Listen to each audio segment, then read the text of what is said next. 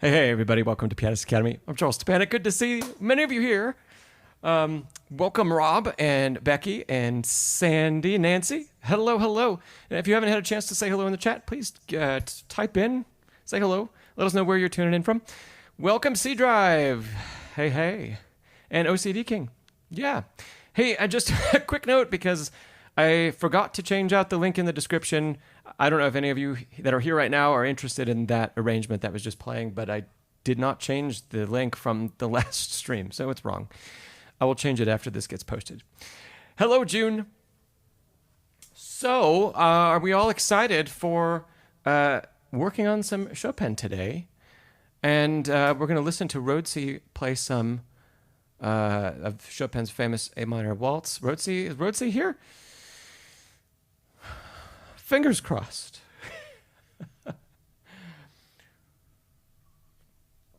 Thank you, Becky. How's everyone doing? And while I'll give a minute to see if Rhodsey tunes in, and then perhaps we can get started even if they're not here. But we'll see. Why don't you all, while we're waiting, what are you working on these days? Rob, what are you practicing? Did you practice today? What did you practice? Same, Becky, Sandy, Nancy, C Drive, OCD King, June. What are you working on? Drop it in the chat.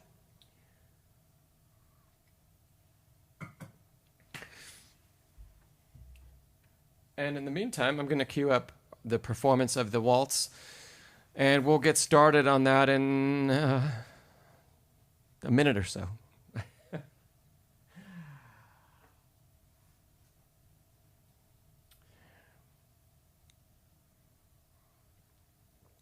Okay. Rob, not yet. You haven't practiced yet today. Scales, arpeggios, cadences, and some sati is what you're working on. Cool. OCD King, a Chopin Nocturne. Wonderful. Great stuff.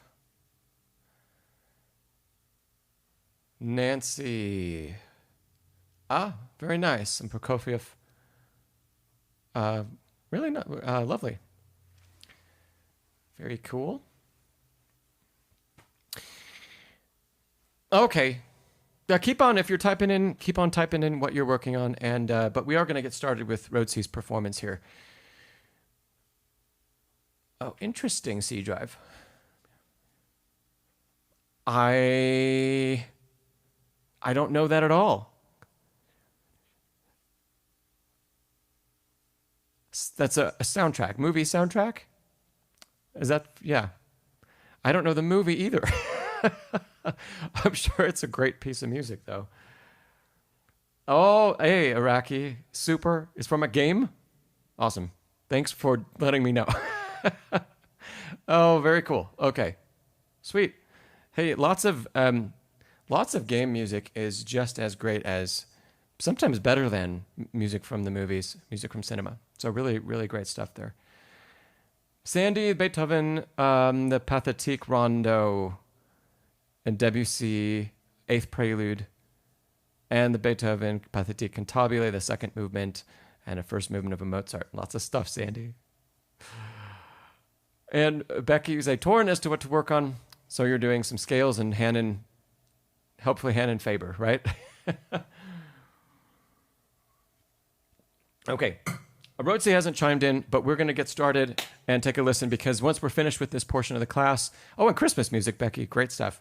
Once we're finished with the performance and working on this piece, then we're going to dive into just open questions for the rest of the session. So I have the performance queued up. So interesting. Let me know what you think of some of the changes from what we typically hear. So let's take a listen.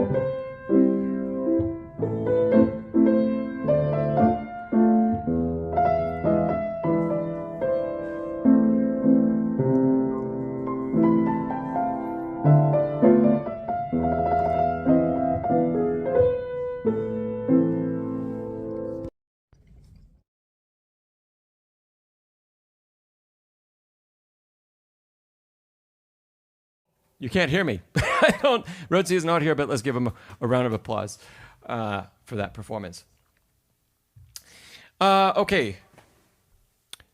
Hey, what did you all think of the opening and the little change in the middle? Yeah.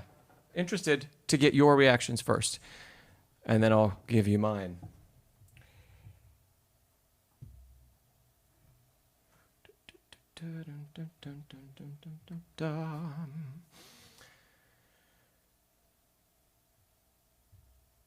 Anybody?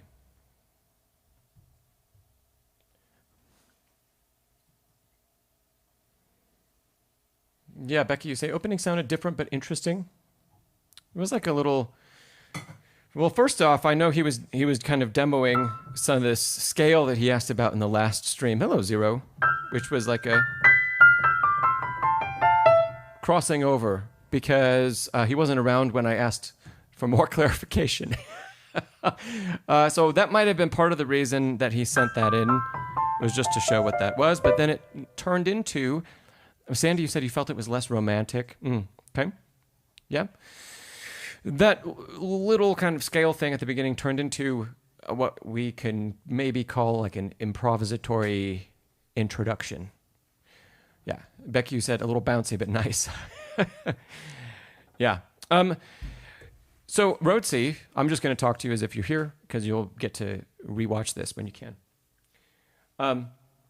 It's in Chopin's time and after, it was very common to add introductions to a piece of music in a performance.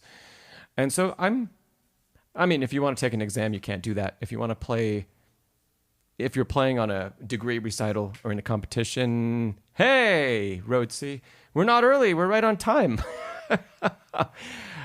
We just listened to your performance. So if you wanted to do something like that, yeah, you could do that in a recital or it has roots in the tradition of the time, and that's really cool.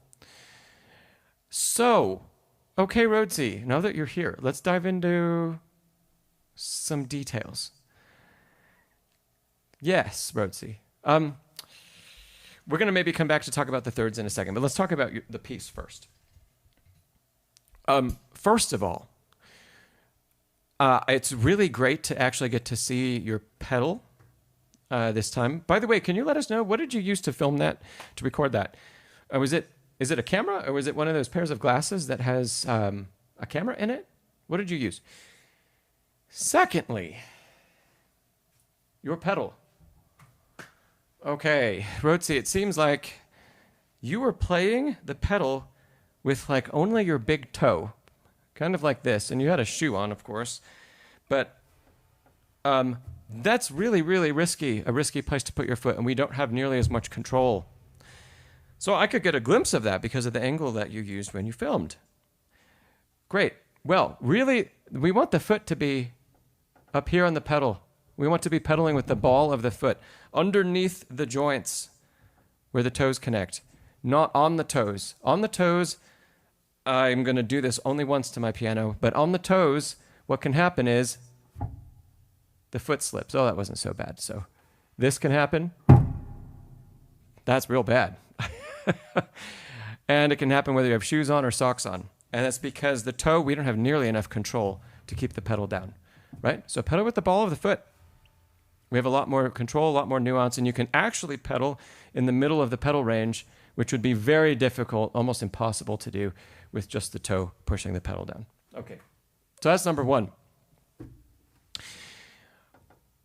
Number two, Rhodsey, you need to plan some better fingering choices. We have lots of passages that they're not difficult and they're very pianistic. And your fingering is kind of all over the place. There's lots of skipping where there doesn't need to be any skipping. There are so many to talk about. I'll give you a couple. But it's in most measures, there's probably something to address. So I'll just go through the opening statement here. I don't need to show the sheet music yet for this because I think everybody knows this piece.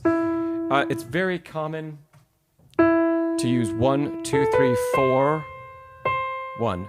I can't remember if you did that or not, but... And then here, 1, 2, 3, 5, or 1, 2, 1, or 1, 2, 3, 1, 5. We want to get to 5 without skipping. And this is a place, I think, you did something more like, where maybe 3 skipped, or something like that. This needs to be fully finger legato. Okay, all of your turns. I think you were doing 2, 3, 2, and then using 2 and 2 again, maybe? Which is going to be impossible to play legato. My number one recommendation for the turns in this piece is 1, 4, 3. 1, 4, 3, 2, 3. It makes the turn totally, really possible. Easier, I think, than 3, 4, 3. 1, 4, 1, 4, 3, right? And we get to play that line fully legato. Plus, if we start with the thumb, we have our thumb available. So, like that. And everything's very connected. So in lots of your phrases, we need a more connected fingering. And if you have a score that doesn't have any, there's always a way in this piece to play every phrase under the slur with finger legato, and we should really be striving for that. Same thing when we get to the B section.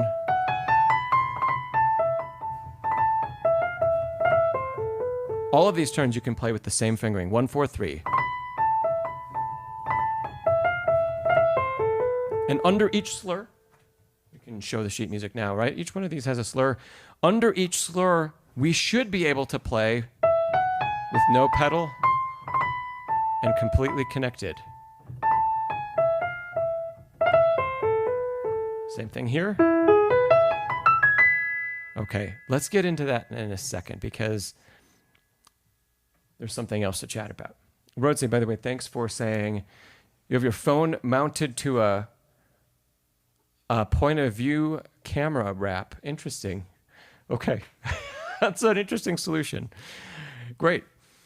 Okay, one more thing about fingering, and then we're going to move on from that topic. The shape of the chord that we have in the left hand should always dictate the optimal fingering to use. And we should be so used to the optimal fingering that we don't use 0. Maybe we can get there later. I take it 0, you're playing that piece. So, Rhodsey, if we're playing a root position triad, you can use 5-3-1 or 4-2-1. Either one is fine. You were using 5-3-1 here. That's good. Next chord, you were using 5-2-1. That's good. Here's the problem. We got to the next bar, bar 3, and you played 5-2-1. This should feel like a big red flag to you because this is a very awkward hand position. The 2 optimal hand positions for this chord shape are not 5-2-1. It's 5-3-1 or 5-4-1. Either of those is far superior to 5-2-1. 5-2-1 puts a lot of tension between the 5th finger and the 2nd finger because we're scrunching the hand. And we should strive to feel that as we play. When we get later in the piece and we have this bar, truly this bar should be extremely easy because if you play with 5-4-1, 2nd finger is already ready and it doesn't have to move. 4-2 in the middle. And if I show on the page, because we do want these things to be linked to the visual that we see. So we're looking at this, well, they're almost next to each other. That bar and that bar. Okay. Yeah, well, Rhodsey, I'm glad we're talking about that. So bar 3 is the one on the top, and then what do we have? 4, 5, 6. This is 7, bar 7, I think. 5, 6, 7, yeah. Whenever you see this shape, that's a seventh with a third on the bottom. The immediate choice should be, because of the distribution of the notes, it should be either 5-4-1 or 5-3-1. Should never be second finger. Second finger should be falling where that blank space is. And we want to program that exactly for the reason that we get in measure 7. If we play measure 7 with 5-4-1, 2 is already resting right where it needs to be for the next chord. Sorry, not 4. 5-2-1. Right? And if I show you that again from overhead, we have 5-4-1, and while I play that, look at where second finger is. It's right there. Okay, let's talk about, related to this, Becky, this is RCM level 6. I think it's RCM level 6, and it's ABRSM level 6 as well, for different reasons. That would be, we'll call it mid-intermediate. So, Rhodsey, let's apply this. And for everybody here, if this is something new for you, then this is great. There are specific chord shapes that we should just gravitate toward using the same fingerings for. And it's all based on the ergonomics of the hand and the placement of pitches. Okay, so let's go through a couple of these. I'm going to show you here. Yeah. So if we have things in root position, let's keep it in this key. A minor, if you have really big hands, you could play a root position chord with 4-2-1, or you could play it with 5-3-1. And sometimes that might depend on where we're going to go in context. Okay, in context of where the fingers need to go next. Either of those are good places to naturally gravitate toward. When we have a chord where the spread of notes is toward the thumb side, we should instinctively use 2. Right? Let's lower that note. Let's lower the fifth finger. That's a bigger spread. Here's a bigger spread. All of them are still using 2, and look at how 2 is just in a perfect place to accommodate that. Rhodsey, the choice that you made would be akin to, let's say, in this chord. Yeah, it would be more akin to trying to put the 4th finger here and play 5-4-1. That's the same problem as when you play 5-2-1 with the opposite chord shape. So you see how the we'll call it the cluster of notes is on the left side of the chord. It's on the 5th finger side of the chord, right? Playing 5-2-1 leaves all this space, and there's no finger, and the hand is scrunched together. The opposite, which feels, extremely awkward, is doing that. 5-4-1. That's how bad of a choice, how poor of a choice that is.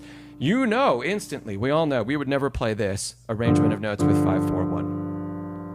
Right? It's extremely awkward. This one should feel just as awkward to us. We should gravitate toward 3, leaving 2 available for something between the thumb and the 3rd finger, or best 4. Rhodsey, this also comes down to desired fingering for arpeggios. You said, yeah, that looks painful. It wasn't painful, but it's very comfortable. I wouldn't be able to put my hand in that position, right? Okay, so for everybody here, if you're playing an arpeggio, root position arpeggio, let's keep it in A minor. Hopefully you're at your piano. What fingering choices, there are 2, what fingering choices do we have for the left hand playing an ascending A minor root position arpeggio? And you don't have to write the letters, just give me the first octave. Finger 1, finger 2, first finger, second finger, third finger, whatever. Whatever order they come in, right? Hopefully we all know 5th finger is going to start the arpeggio. So it's going to be 5, or I'll give you the notes, right? A, C, E, A, C, E, A. Doing that. I'm purposefully not showing you correct fingering, so you all have a chance to chime in. Rhodsey, you too. What are the 1 or 2 choices to play that arpeggio? The optimal ones.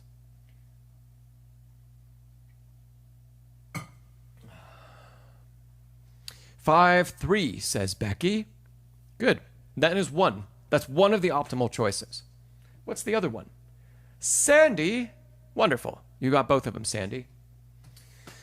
Okay, so we can have 5-3-2-1 or 5-4-2-1. And the finger that we play the C, the third, with, that's the finger we're going to cross to when the octave is complete.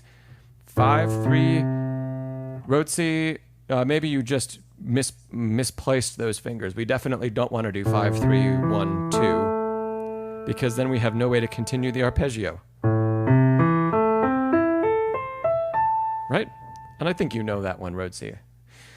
So choice one, and I think one that a good choice that a lot of people gravitate toward. 5-3-2-1. When we cross to 3 and keep going. Yes. Okay, the other choice is 5-4-2-1. The cross between 4 and 1 is arguably more difficult. But maybe in the context of a piece, and if we're playing an arpeggio in a piece, you might need to use 5-4-2-1 for this shape if the third finger needs to go somewhere else next. It could be a variety of places. Who knows? Both of those are really good to practice.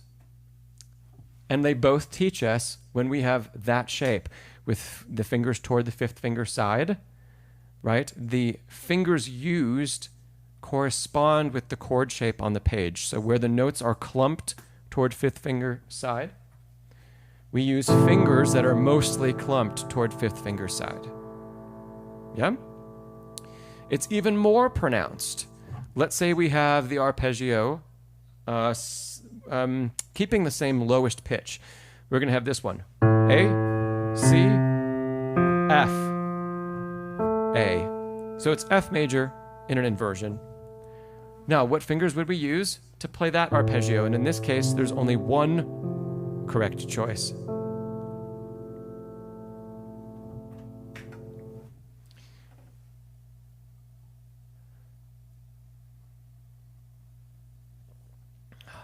We'll give everybody a minute. I'm spending some extra time on this, Rhodsey, because these things we really want to be like an instinct for us as we're playing something.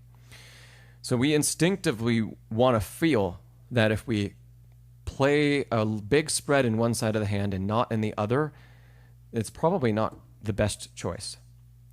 And that's going to translate to, as the repertoire gets harder and more difficult, that's going to translate to not being able to voice the chord as well, fingers being out of alignment, not being able to navigate arpeggios as quickly or without breaks in the middle. That's why this is all important. Sandy, you said 5-4-2-1. Perfect. Yes. And that is the only choice for this. Because if you look at how the notes are grouped, we have 2 notes at the bottom of the arpeggio or the chord, 2 notes at the top, right? And if we evenly distribute them across the hand, we have 5-4-2-1. Using the third finger either here or here, which is really awkward. Both of those are not optimal. 5-4-2-1 is very natural. 3, we don't want to program because 3 should be reserved for this shape. I'm going to, before we jump back into the piece, I'm going to just quickly mark some of these down on some staff paper. Because if we also see the visual, that might help as well. Okay. So here we are. The first chord that we talked about was, we're using bass clef, so A, C, E, A. We're going to write them as chords instead of arpeggios. Fingering choice will be the same. I'd say the most optimal choice is 5-4-2-1, seconded by 5-3-2-1. 1, maybe depending on the context. If you're going to practice that chord in an arpeggio, spread out, practice both fingerings. Let them both be comfortable, and let the crosses, practice the crosses from 4, or from 1 to 4, and from 1 to 3.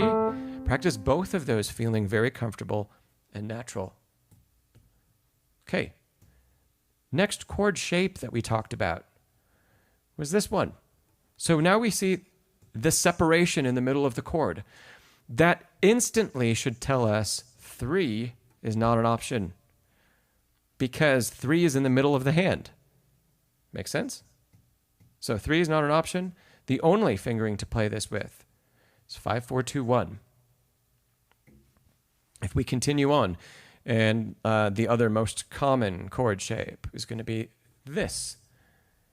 Rhodsey, because there's a bigger gap from C to F. Correct. That's right. Okay. So now we're transitioning from, and I'm not even calling these inversions. We're just reading the shape, because these are all different chords. But we're reading the shape. Here is, I'll highlight, the clump in blue. There's the clump. It's on the bottom or the 5th finger side. Here it's spread. Here it's on the top. Okay? Now, for the last one, 5, 3, 2, 1 for sure. And we would never use 4. Whoops. We would never use 4 because 4 should fall in the middle of that space. Right? So as we're reading a score, not only are we seeing the chord and we're understanding what the pitches are, but the shape and how the notes are grouped, as I've highlighted in blue, instantly tell us the best fingers to use. That is whether they're written blocked, like I have them here, or they're written broken. We want to see the broken chord just the same as we'd see the blocked chord. So if you got what I just printed on the right, you know this is 5, 4, 2, 1, because it matches that. Okay, is this all making sense for everybody? Let's go back to the piece. So, Rhodsey, I know compared to other things that you've played, the left hand in this waltz is very easy. And compared to things that you've written, the left hand's very easy. But this is a great opportunity for you to make sure that we're using the most optimal fingers for all of these chords. Because think about the simplicity of this in the left hand as giving you time to make sure that those fingers are really the best choices. Okay, so we just talked about the left hand. We talked a bit about the right hand. Make sure that your fingering choice makes sense for the phrase. Okay, great Becky and great Rob, okay. Yes, Rhodsey, cut out the bad habits. Okay. Next bad habit, Rhodsey. When you got to measure 17, the B section, it was actually 17. We had similar issues with finger choices. Oh, something I didn't mention yet. All of these double appoggiaturas, Rhodsey, I feel like you've probably watched my video on this piece, and maybe you got a little confused. Because there's a difference between the execution of the double appoggiatura, like we have here, and whenever we get there, the next page, the mordents on the next page.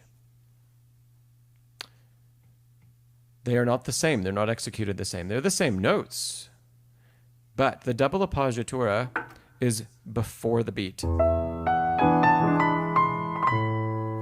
So we land the primary pitch, the primary note with the left hand, and the appoggiatura comes early.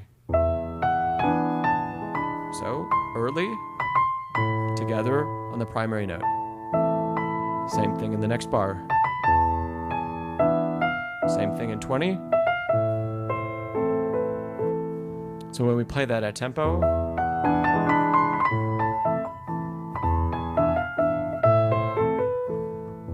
okay, all of those appoggiaturas are before the beat. Yep. Yes, you did treat them as mordents. Okay, the mordents on the next page. start on the beat. And that's the big difference. And that's why I think in this piece, if we truly want to obey Chopin's intentions, we're not going to play them all the same. We'll play the mordents as mordents where they're written, and we'll play the double appoggiaturas as double appoggiaturas where they're written. This is the Henley text of the piece. I trust it. It is, according to Chopin's autograph manuscript, he wouldn't have notated out appoggiaturas across the entire piece except in 2 bars, here and here, if he didn't intend them to be articulated differently. And that's a subject of some minor controversy because a lot of people just play them all the same, but it's my opinion. Okay, Rhodsey. Let's get into measure 21. What's wrong with this? Hey, Antonio. What's wrong with that? Anybody can tell me?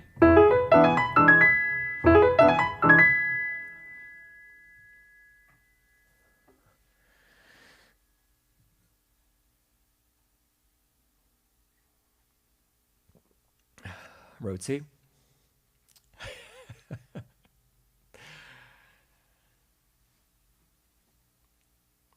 You say, isn't it just a fast E major arpeggio? Well, it is, yeah. But what wasn't correct about the execution? What isn't right here? Sandy, phase. June, that is also a good thing to pick up on. Yeah. So June, you said only the first 3 notes are a triplet. That's correct. Yeah. And phase and Sandy, you really, really nailed it. It's disconnected or it has breaks in it. So Rhodsey, when you played through this, we didn't evenly connect. Yes, phase. We didn't evenly connect the cross to the thumb. No, they are supposed to be 2 different rhythms. It is triplet followed by a quintuplet. So, yes, there's supposed to be a feeling of acceleration to the top. But what we can't have is that with... That's broken. It all needs to be legato and in one very connected line, yeah? So, how do we practice that?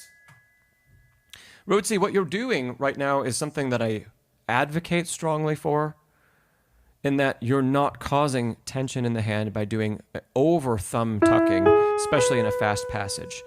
So equally bad would be playing this passage with a big thumb tuck and full finger legato. Because that, we will never get sped up to that tempo.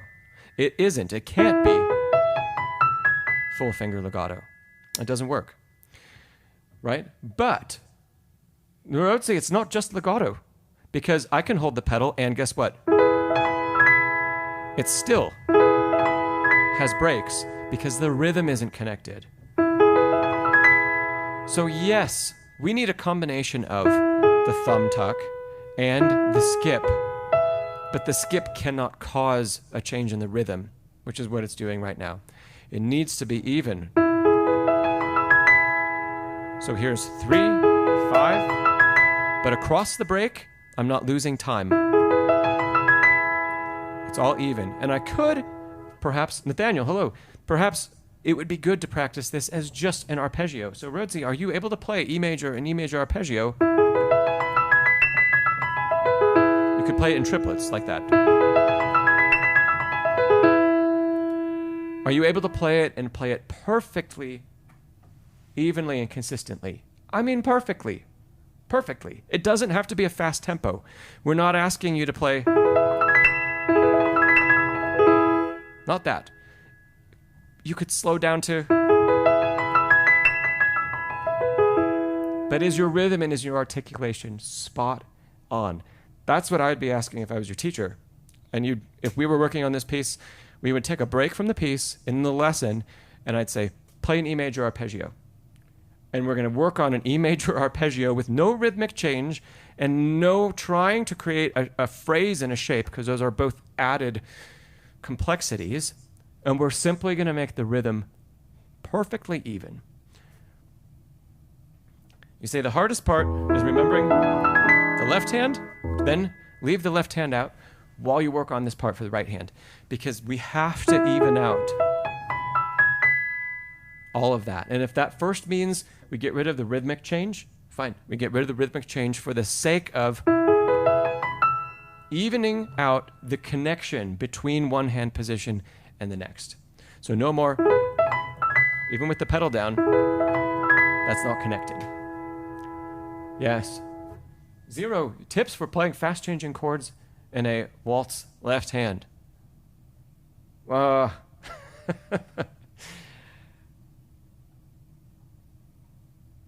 0, there's not a quick answer to that.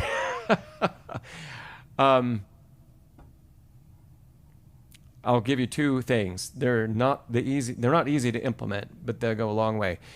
1, know your harmony and know your chord shapes. So can you build your own waltz texture on the fly? Let's say I've not practiced this. We're going to pick a different key so that I haven't practiced jumping. Let's pick D major. And I'm going to play a D major chord followed by a G major chord followed by an A major chord. And just for simplicity's sake, I'm going to play them all in root position. So I'm going to leap to a root position chord, play a bass note as the first beat, second beat and third beat will be the root position up, let's just say 1 octave. You can build your own exercise this way. Okay, do you know those before you've played, before you've practiced? Can you list out 3 chords and can you play them knowing the inversion ahead of time? Okay, so remember, it's going to be D major in root position, G major in root position, A major in root position. It's just the 1, the 4, and the 5. I'll probably want to resolve that, so I'll probably return to D major for a 4th. So here we go, and I'm going to play this quarter note pulse. 1, 2, 3, 1, 2, 3. I haven't practiced it, but I know my chord shapes.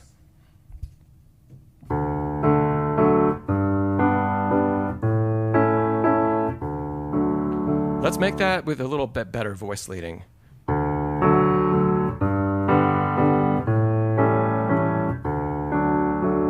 So now, that second time, I mixed up inversions to play the closest inversion in the right hand. Again, I haven't practiced that. I know my chords, I know my harmony. That's really important in playing these things where we have jumps. Because,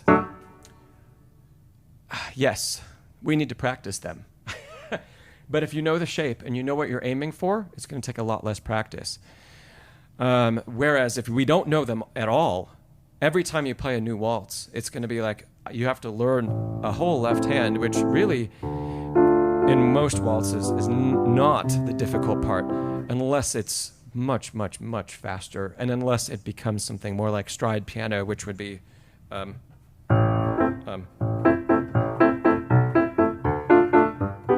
something like that, where the leaps are incredibly fast. That becomes more of a technical challenge. And the video to check out is the one on, I did a whole video on leaps, and it applies to leaps of all kinds for both hands. I used some Chopin in it. I can't remember the name of the video. If anybody remembers that video, I just posted it in the last month or so. But check that out. 0. It's on the channel. There's a red kind of half circle arrow in the thumbnail. And you'll find it in recent videos. And it's about 10 minutes of the best approach to learning either waltz left hand or leaps like you have in La Campanella and everything in between. Okay.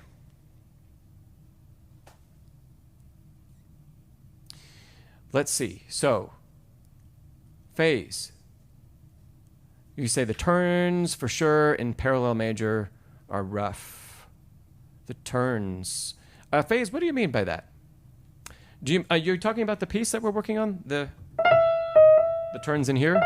Or a turn in a major? Like the cross of the fingers? You said, yeah, okay, the turns in the piece. Okay. They require a little bit of practice.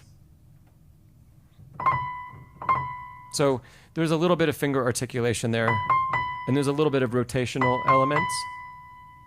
Yeah, we can dive deeper on that just for a second. So a good turn, let's take the one that's at the end of this arpeggio. There's going to be a little bit of finger articulation, so you could practice playing that 1, 4, 3 using fingers only. And you can also practice playing this with rotation. And ideally, when we want to speed that up to that, we use a little bit of both.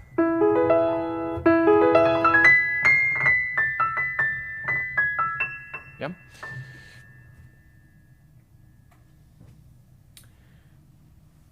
Let's see, Zero, you had a follow-up about these chords. So you say, whenever you play a chord that's only white keys, do you take a lower position for your wrist?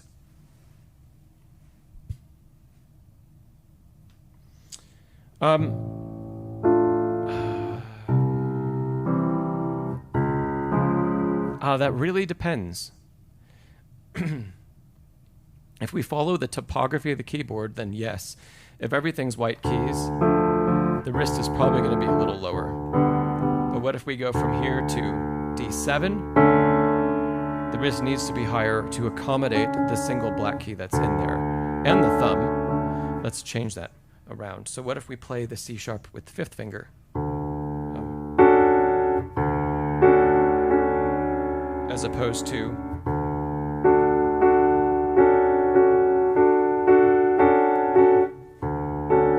there isn't a lot of wrist difference. There's a little bit. So yes, to a degree. If you're moving from white keys to a chord that has a black key in it, there might be a reason to change the wrist position a little bit. But if everything is playing, let's say, D flat major, is my wrist higher? I can't even tell looking down at my hand if it is. So let's see. There's that one. No, I'd say they're about the same. So no, Zero. When we're moving from one point on the keyboard, white keys, to black keys, then maybe yes. But if you're staying in the same plane, then no. Hello, Catherine, by the way. Let's see, Rhodsey, you say, going back to the piece, you thought it was just a virtuosic E major arpeggio to allow the melody to be put in a higher register. Nothing in Chopin is purely virtuosic without something else being underneath. So,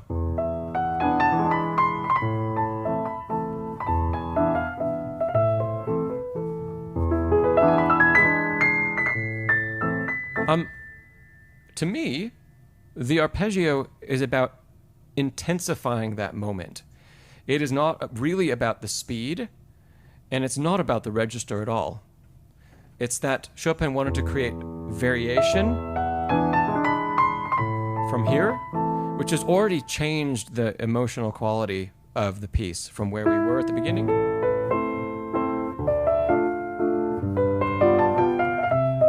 Right? Then we get here.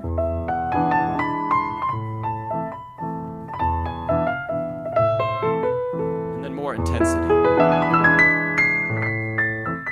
So it's not really virtuosic, but there's an underpinning that we want to,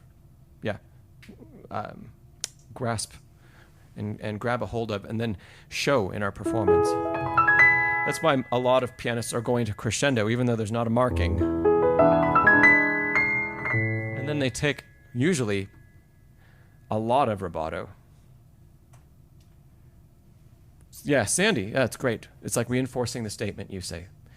So lots of pianists will take this as a crescendo, and then with a big holding back, so as if it's a singer going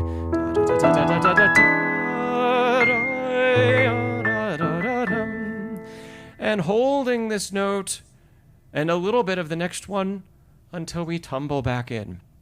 right? Singers would do that all the time. We know Chopin was greatly influenced by vocal music. Yeah. Hello, Z-Spark. Okay, great. So Rhodsey, the primary thing with this section, the B section, are two things, I guess, two primary things. One, all of your double appoggiaturas play before the beat, land on the primary note on the beat, and play them with a consistent fingering that allows the hand to stay in a comfortable position. This section in particular, I saw some things, and I could probably even find a frame in the video, which, you know what? I will. Give me a second.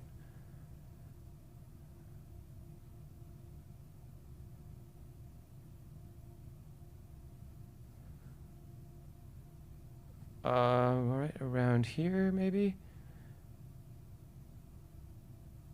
Oh, that's good. Okay, here, let me show. Hey, hello, Alexis. Okay, just looking at this frame in the video, and right, we can't. I don't know exactly what part of the passage we're in. This might be in the major section on the second page. But Rhodsey, take a look at your right hand, the position of your thumb, the position of 2 and 3 and 5. Okay, there are a couple things that we want to fix that we can see just in this particular frame. Look closely at your third finger. Maybe can I zoom in? Oh, I can. Great. Look at that backwards depression of the last joint, the last knuckle, right? We've talked about that before, so I'm not going to hammer on it again. Look at the tension that is in both the second finger, which is being held straight out, and in the fifth finger, which is being held up and off the key. No matter where we are in the middle of a passage, we don't want to see things like that. Yeah, Rhodsey.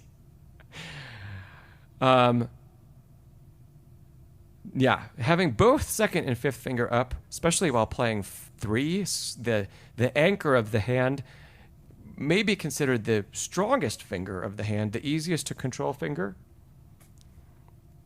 We don't want to see that kind of stuff. So, if I go back.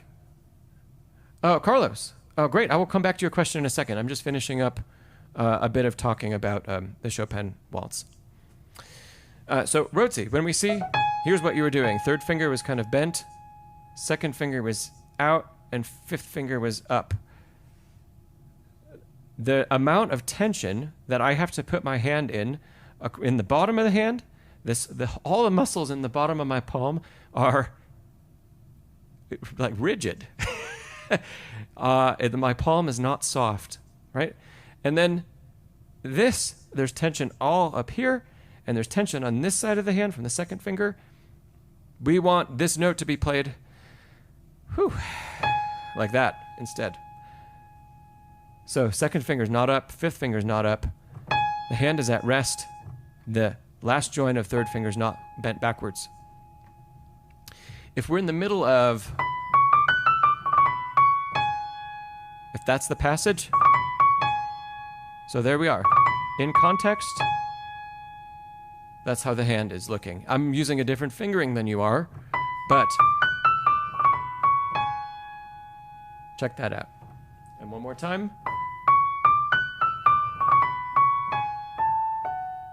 Yep. So everything's so relaxed.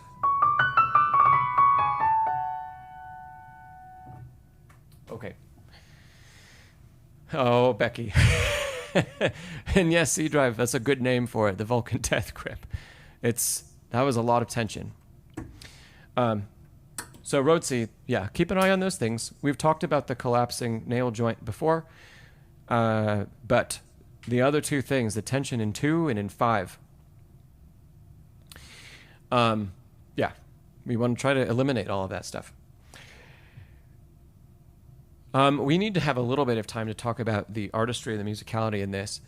So we're going to take a minute and dive there, and then we're going to go back and I can answer Carlos's question, and Zero, if you have a particular question about a spot in the ballade, look that up. Let me know if you've got some measures that you're interested in chatting about. Alexis, that's great. This is your first Chopin addiction. Yes, so Rhodsey, you didn't feel the tension only because your body isn't attuned to it, not because it isn't there. That's why, I mean, it can be very valuable, even for pianists, to do yoga and other things like that, because it puts us in tune with what the body's actually doing. When we do things, we can do things across the entire day where we're under tension and we have no idea that we are. Until we unlock, it's like a subconscious awareness. There are muscle groups that, unless you're actively engaged in thinking about them, we don't become aware of. Faze, he said this was recorded with an iPhone on like a holder, I think, or a phone on a holder. I don't know if it was an iPhone.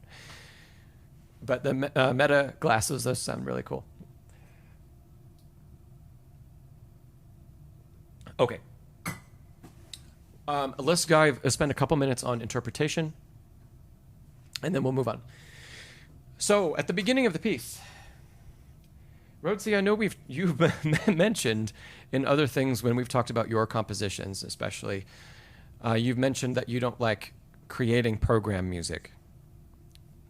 I would still encourage you to find an emotion that you can tie into that dictates the underpinning of your interpretation.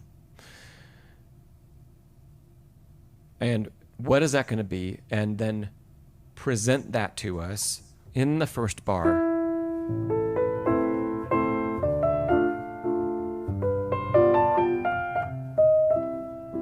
How sad is it going to be, to use a really basic emotion, right? Or is it not sad at all? It's hard to be not sad in A minor. But where is it leading us, and what is the opening statement? Because when you start to add variation and you start to do things like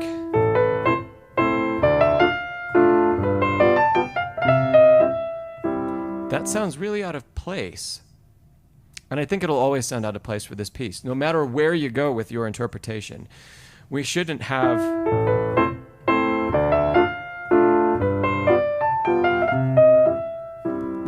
that much lift on beat 2. That's excessive. We can show some. We can show that 1 is down, 2 and 3 are both up, right? And the degree to which we show that, we can play around with, and that can be part of your interpretation. But doing that much is too much.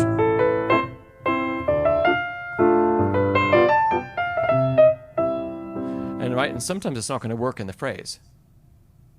So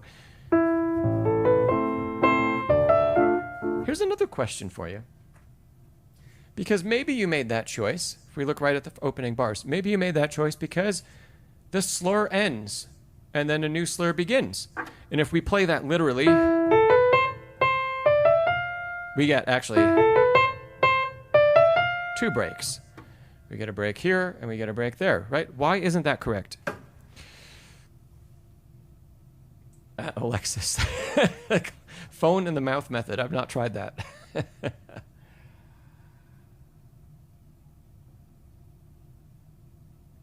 So, Rhodsey, why a scherzando?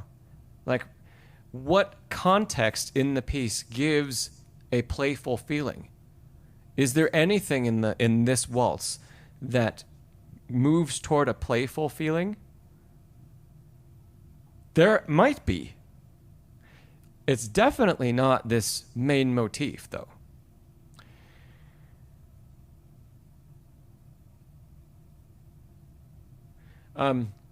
Anybody about the slurs here, by the way, before we move on?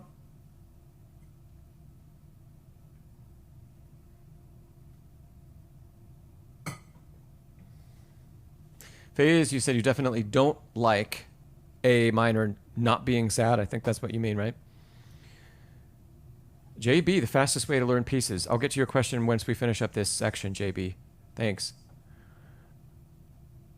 I'll have a couple tips for you. The A, so Rhodsey, you say the A major section and the main section, you were just experimenting. Okay. So just sticking with this first bar into the second bar, right? The slur ends, and I could see maybe someone arguing, well, the slur ends, there's supposed to be a break at the end of the slur, and then there should be a break when there isn't a slur. So, and we get that instead. But truly, the reason that the slur is broken, I think, is that you can't actually slur C to C, because there is no way to play those with finger legato. So if we interpret the slurs as showing finger legato in this piece, there's no way to execute that. So it's customary, if a phrase ends with 2 repeated notes, it's customary to not slur to the last one like I had just written, because it's impossible to execute physically, unless you have the pedal, of course, but you can't do it with the fingers alone. So, okay, let's move on. Alexis, you say, in your opinion, they should feel like breathing. Are we talking about the lifts?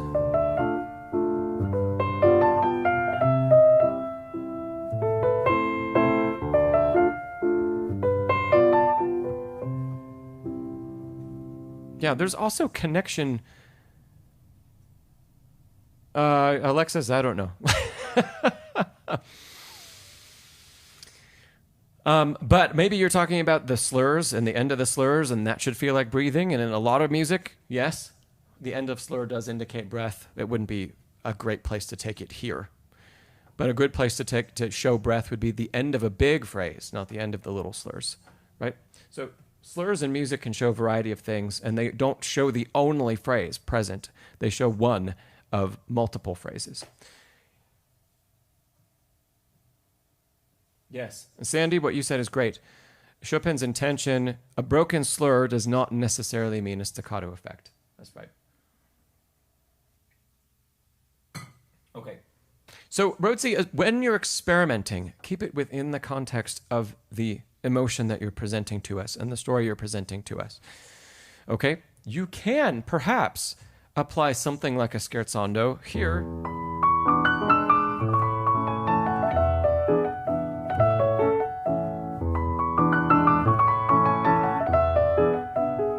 That would be possible, sure. And that's a great place to maybe show a little more playfulness in the piece. But then coming back to our main theme after that and giving this really up-feeling second beat is really jarring, and it doesn't fit the rest of the story that the notes are telling. So even if you wanted to take a quicker tempo across the piece in general,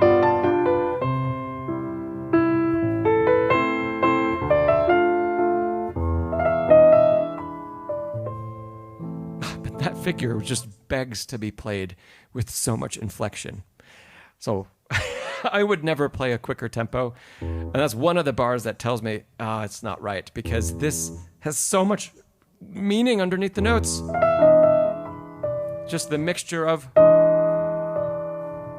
that chromatic motion from D sharp to D. Why wouldn't we highlight that? Right? And if we do want to highlight it, we have to take a lot of time. And then if we're taking a lot of time, well, our tempo can't be so quick and so moving forward, because the faster the tempo goes, the less rubato we can usually take, right? We have to be really particular about it because we need to continue feeling the pulse. Yeah, so Rhodsey, it doesn't have to be melancholic, and it doesn't have to be so extremely slow. Sometimes you hear performances that are... And I don't think that's right either, because they do lose the sense of the waltz. We need to find a balance between them. Yeah?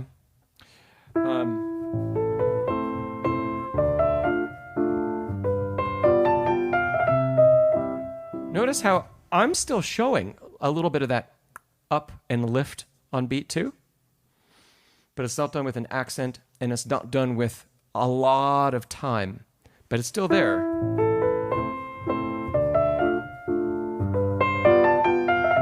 Sometimes. It's not there when the right-hand phrase says it can't be.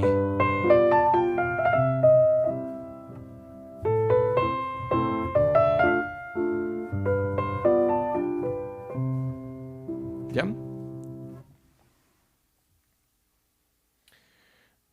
Yeah, Rhodsey, that's fine. You can choose a different expression, but make sure the context stays.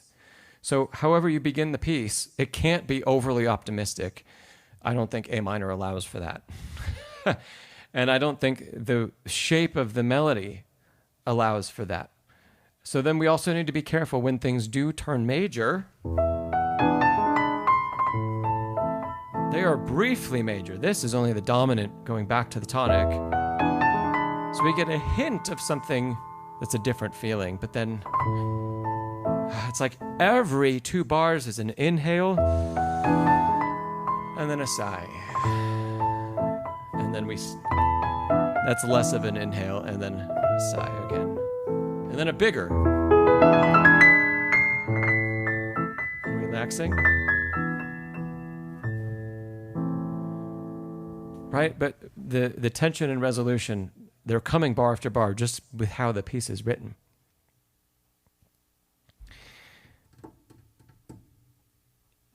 Oh, thanks, Alexis, for being here. Rhodsey, do you have any follow-up questions?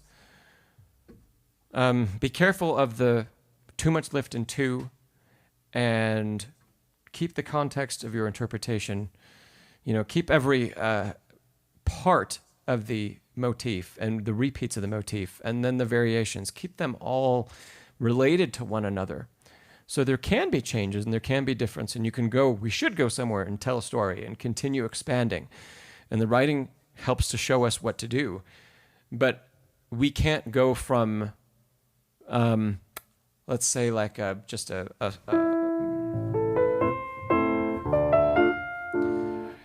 mildly slow waltz on a rainy day. We can't go from that to playful scherzando. Those are going to be such opposite approaches. So if you want it to be more playful, it can be. But it still has to be playful on that rainy day that we're not the happiest. So how does playfulness change then, right?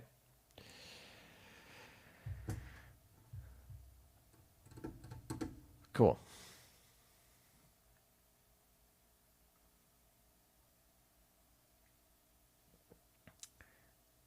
Does anybody else have any questions about the Chopin before we move on to some of the other questions that came in? If you don't, let's give Rhodsey a little round of applause. Thanks for sending this in, Rhodsey. Lots of good stuff that we were able to tackle today with it.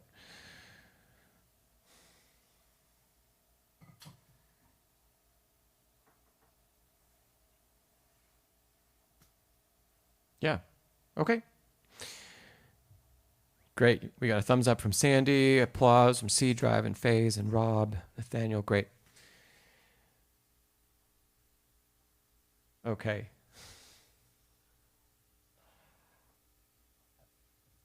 Thanks for the clap, Nancy.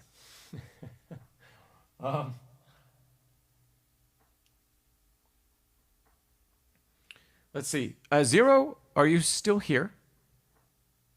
And do you have that spot about the ballade you want to talk about? If you do, now is the time to drop that in the chat, and we can talk about the G minor ballade. And while you think about that, Zero, I'm going to go back to Carlos's question. Okay, so you had a question, I think, about kind of riffing on another video I did here. It said, when you play bass notes like a pizzicato, are you taking the pedal with the note or slightly after? You're having trouble creating the crisp, clean sound. Let's see. The pedal Carlos, would be probably down before the beginning of the note, and then release as the finger releases. If I just continue to play some of this waltz figure and show like a pizzicato type articulation, I mean, on that lowest note, I'll do it on the downbeat of each bar. That's too much.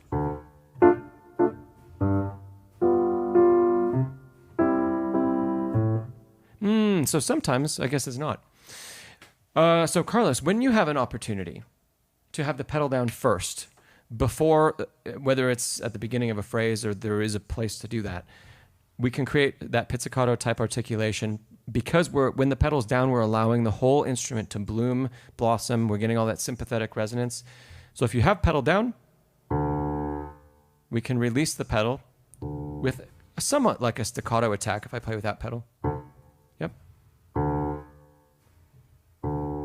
And we get a little of that bloom in the sound, which we really want, because that's how a string instrument works.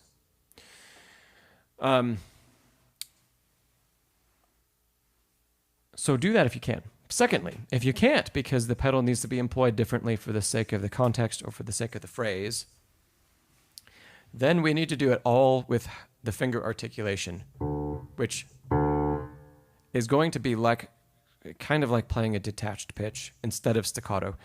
If it's really overly staccato, it doesn't sound like pizzicato anymore, right? It sounds just like a staccato articulation. And if it's too long, it doesn't sound like staccato either. It doesn't sound like pizzicato either. It's just... So we have to be very careful with the release of the note. See how that's not staccato and it's not longer? It's just... It's between. Something that I love doing when I'm playing a pizzicato-like articulation to help make sure that I'm not going to be overly short or overly long is I'm taking the note with an angular attack. So I'm playing into the key, but back toward me and kind of sweeping the key.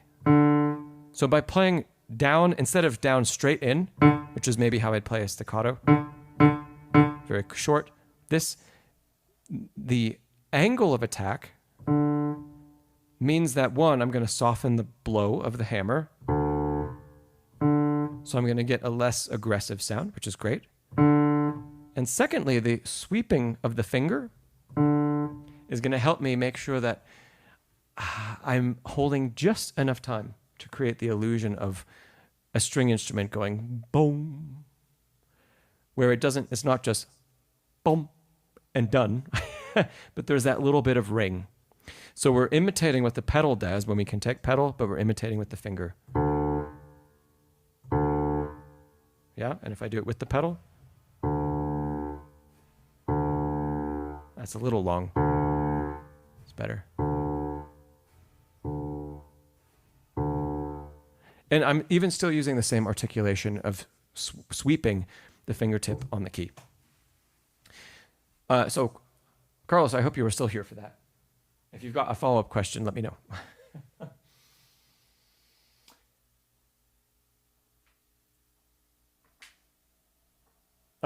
Let's see. I haven't heard from Zero again, so we're just going to move on. But if Zero comes back, we can talk about the ballade, if you would like to, for sure.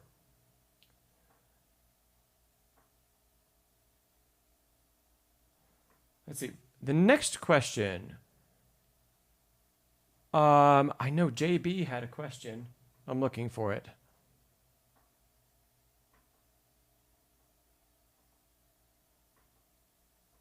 It's got to be somewhere. Oh, there it is. JB asked, what's the fastest way to learn pieces?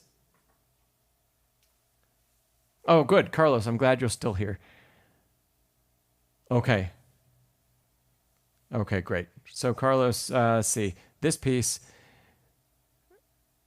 Yeah, okay. So let me demo that real quick and we'll jump to JB's question.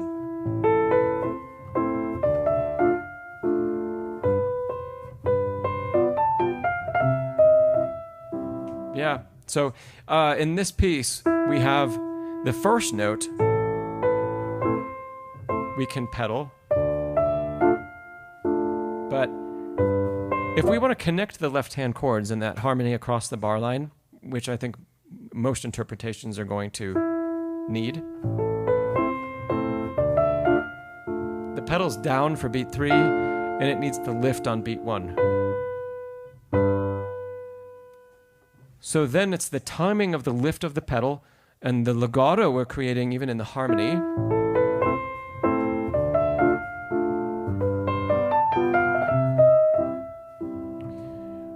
A little bit of the timing of the pedal and a little bit of the finger articulation we talked about. But it isn't as simple as have the pedal down early and then let it go. Because in this particular case, we need to change the harmony when we hit that new pitch. So the pedal needs to be kind of on its way lifting up and on its way out when we get to the downbeat, which is a little different technique than just legato pedaling through, where the change in pedal is later. The change in pedal is truly after the articulation of the downbeat has happened. Nancy, pizzicato is not notated in any piano scores. It is an interpretive element. And so a lot of times on the channel here and also in my courses, I talk about playing the piano as if it's an orchestra or as if it's an orchestral instrument. And I like to use strings a lot in my envisioning of sound because when we can tie what we're doing to an instrument that is directly connected to their sound. So strings are directly connected via the bow or in pizzicato via the finger, right? There's a human connection to the actual string that's vibrating. Wind instruments, there's a connection of air. Singers, there's a connection of air, etc. Zero. Now you have another question about Chopin. Which one do you want me to answer? Because I'll get to your question next, Zero. Actually, I said JB was going to answer his, so I'll come back to yours, Zero.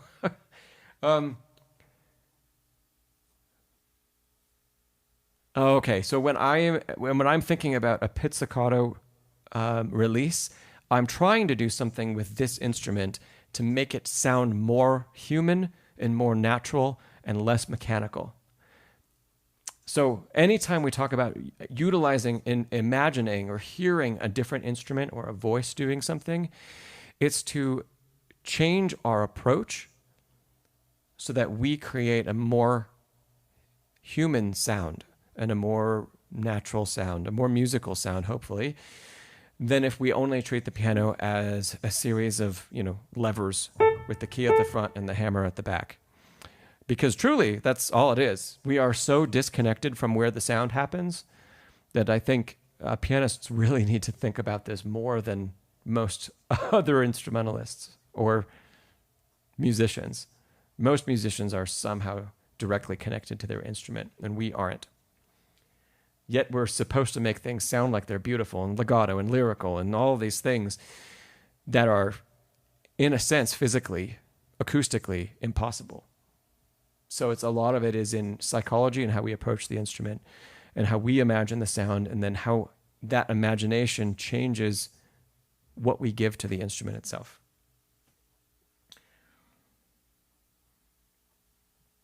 Okay, I'm going to go back to JB's question and then Zero, let me know. You had a question about a Chopin Ballade and you got a little bit of a question about the Ocean Etude. We can talk about both quickly after this, but let me know if there's a spot in the ballade that you want to talk about and we can dive there more deeply. JB asked about how to quickly learn pieces. I want to open this up to everybody that's here. I will start to talk a little bit about it, but those people that are here, and it'll give us a great jumping off point to see where we all are. How can we learn most quickly? What is the most straightforward answer to that? There's a famous quote by Liszt. As I talk, just feel free to chime in the chat. How would you go about learning a piece in the quickest way possible, without compromise. Let's add that to it. It's not going to be a shoddy work, and it's not going to be bad practice, right?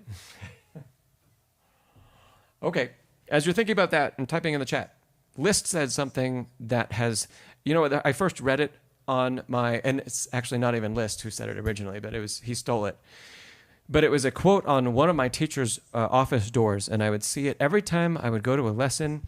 I'd knock on the door, and there would be this little window that I'd look through before I'd knock, and I'd see if he was still working with another student or if I could knock. And right below the window, so right where you'd look, there's this quote: "Make haste slowly." Franz Liszt. In other words, in a lot of ways in music, the faster we want something to happen, the more we need to slow down. That applies, I think, to learning pieces as well as understanding how virtuosic technique works.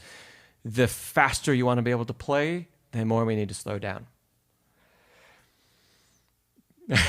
John, that's thanks for bringing that up, John. Whole beat tempo. Yeah, okay. Let's see. So Sandy, Sandy said, analyze, section, practice. That's great, especially the segmented part. Nathaniel, learn fast by learning it slowly. Becky, listen first, analyze chords, then one measure slowly at a time. Andy, you said understand theory and devote memory to each hand at a time individually. That is a really great approach. I don't think it's going to yield the fastest results, but I think it's incredibly important. And if we do want to really learn deeply, you absolutely have to do what you said, Andy. Nancy, that's kind of what I said with my quote, go slow to go fast. Yes. Catherine, you prefer to start slowly, a short time every day. Okay, great. Nathaniel, mental practice, analysis, practicing keys, separate sections, separate voices. Great. Zero said practice, just practice and do it. Those are all great things. Okay. I think the best approach to learning something as quickly as possible is a combination of a lot of what's just been said, but doing it in the right order and in the right amounts. So first of all, if we have something that's technical or something that needs to be relatively quickly, we have to consistently experiment with playing things at a faster tempo. In my own practice, this happens. It happens every day. It doesn't happen often during practice, but it happens often in that I do it every single day. I'm working on something. For example, I'm working on a couple. I'll give you a brief story. There's a tuba player I used to work with is hiring me to play a recording session with him of repertoire we used to tour all over the place. We haven't played together in a number of years, but we used to play universities around the United States. And one of the pieces that we would play together was a concerto that he commissioned from a contemporary composer. And we played that on almost every gig that we did. So I would say it's like a 25-minute piece in 3 movements. And it's got some very contemporary rhythms, and it is definitely not written by a pianist. It's highly unpianistic, but I needed to play it. Anyway, because I'm preparing this for an upcoming recording session, I'm revisiting the piece. Little quick ad. I'm doing a lot of this kind of practice in the Next Level Pianist Academy group, where twice a week we've got practicing sessions. So you can actually see me go through this in depth, along with practice together. There's a link below. But one of the sections that I've been working on to demonstrate this idea of when we use faster practice and when we use slower practice. One of the sections I'm working on begins here at the bottom of the page, measure 50.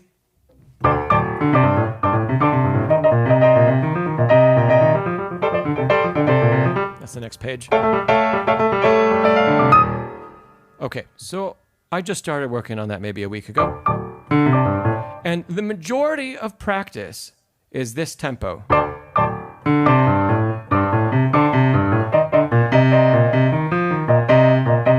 Next page.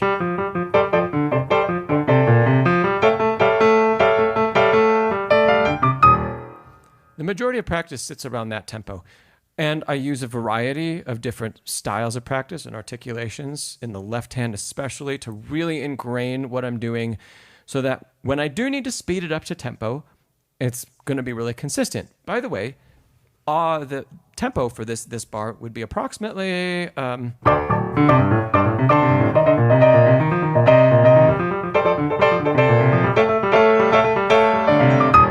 it's around there. The left hand's pretty wicked because there's all kinds of 4/5 movement, and there's no other way, there are no other fingering choices to use. So I get stuck using 4 and 5 and 4 and 5 all the time, and these kind of awkward combinations. Okay, in my practice of that, in fact, I just did it yesterday in the session, in the practicing session. I took about 2 or 3 times where I would test the tempo that I need to achieve. I didn't start the day with that in this particular case. There are sometimes you can. I didn't start the day with that. I will when I get closer to the recording session because I need to know instantly, is it there, right? If it's not right there first time, starting right in the middle of the piece, it's definitely not going to be there or it's going to be totally random if I get it correct. And it can't be random. It needs to be spot on when I get there and I get to the recording session. So I will test that a tempo first thing later in practice. But right now, while things are really being learned in a sense, I did, let's say, about 10 minutes of slow practice with a variety of articulations, all slow, sometimes 50% of performance tempo. Very, very slow, focusing on precision, focusing on different articulations in the left hand, focusing on maybe a little bit of the timing, focusing on some of the ties that create the syncopated nature in that voice. And then, once in a while, I would say, okay, 5 to 10 minutes have passed. I need to see if everything that I've been working on has had an impact on playing this at tempo, and I would test it. So I would put my metronome on. I'd say, okay, I've done all this and it's been really slow. My ear has become accustomed to that. I need to give myself what the tempo is. Now it's, okay, so the metronome gives that to me, and I think about it, and I try to play it and just jump in. And how that goes determines my next step. Yeah? So if it goes really, really well, which it hasn't yet, I would either move on or I would continue to practice at a higher tempo because I no longer need to go extremely slowly. Or I'm going to see all of the little places where there's inconsistency. In this case, mostly between 4 and 5. So there are all kinds of places 4 and 5 are sloppy and they're not articulate enough and they're not crisp. The rhythm isn't spot on. I need to work on it. I did one test quickly, and then I say, okay, I really have to work on the precision of this note and this note and this note across just 4 measures. And I go back slowly and I employ a variety of practice techniques. So to answer your question, I have been able to, in about an hour total of practice on this movement, on the movement in its entirety, I have been able to get these 4 bars, which are some of the most wicked ones for the left hand in the movement. I've been able to get them nearly up to tempo and performable. They need more work. But I've been able to do that because I practice slowly, test at a faster tempo, and then I'm very particular about what I learned from the faster tempo, from the experiment. So I take what I learned, and to the note, one note, this note needs to be whatever it is. It's getting lost, it's too accented, it's behind. I have a very clear definition of what is incorrect that I need to fix in my next 5 minutes. The better you can get at going slow practice, test, reflect, go back to slow practice, working on your new reflection. The better you can get at that, the faster you're going to learn everything. But I really want to stress that there is that component of testing things. Because a lot of people get stuck if they would be presented with something like this or anything else that's a difficult passage for you. We would get stuck going slowly. Okay? And then, as you want to speed the tempo up, maybe you say, oh, I'm going to click the tempo up for today or tomorrow. Or I'm going to go through... there was something that one of my viewers here actually told me about that Molly Gabrian talks about on one of her videos on her channel. Great channel, by the way. Great person, great author, wonderful book. Learn Faster, Perform Better, I think is the title. Really good stuff. But there's something that's not in her book that she talks about on her channel called the clicking up method for tempo. And it's kind of like this, like what I'm talking about, in that we have this small section, a bar or 2 bars that you're working on, and you progressively play it faster, and you play it faster, and then the tempo drops, and you add a bar, and you play it faster, and you play it faster. So the clicking up is that we increase tempo, 10%, 10%, 10%, and you repeat like that. What I like doing a lot is not that method, but it's similar. So I like doing the experiment at the fast tempo, find out what's wrong, go back to the slow tempo, don't click it up. Because I have found for a lot, especially piano students, when we just take our slow tempo and gradually go faster, we retain all of the problems that might exist in the slow tempo. And then we try to push through all of the problems as you increase the tempo. Instead of learning, well, what is causing the fast tempo to not work? What's causing performance tempo to not work?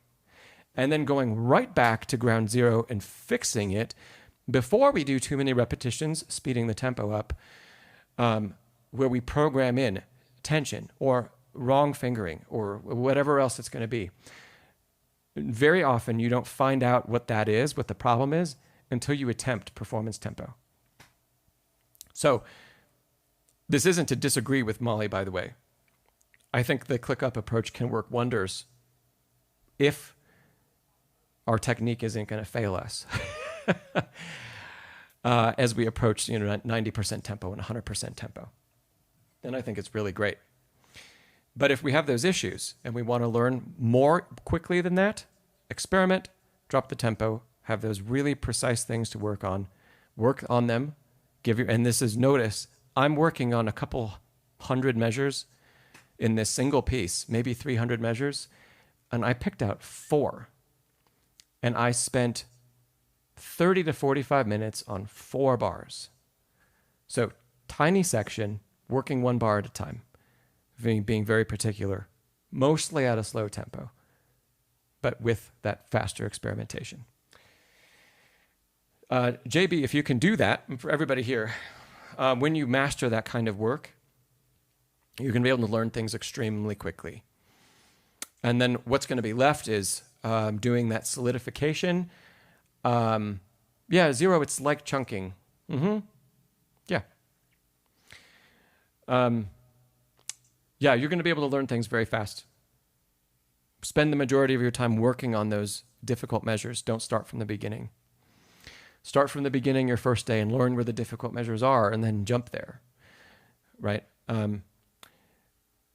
Very often, those most challenging bars, yeah, JB, absolutely. Those most challenging bars are going to take the vast majority of practice time. There's a story, I've told it in lessons recently. I know I've told it on a stream before, but I'm going to tell it quickly again, and then we'll jump back to some stuff. By the way, hello, Bedlington Groomer. I am so glad to see you. And Andy, yeah, my pleasure, Andy. I hope you continue to stick around and join us again and check out some more videos on the channel.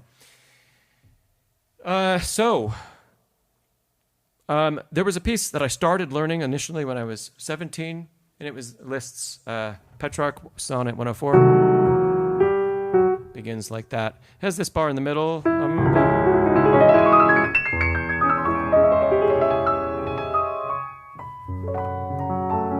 That went surprisingly well. That bar, when I started working on it, it was incredibly hard. It's still a hard bar to play. My teacher at the time played that piece on his final doctoral recital at Juilliard, and I asked him for tips in a lesson one day, and his biggest tip was practice it every day because it's really, really challenging.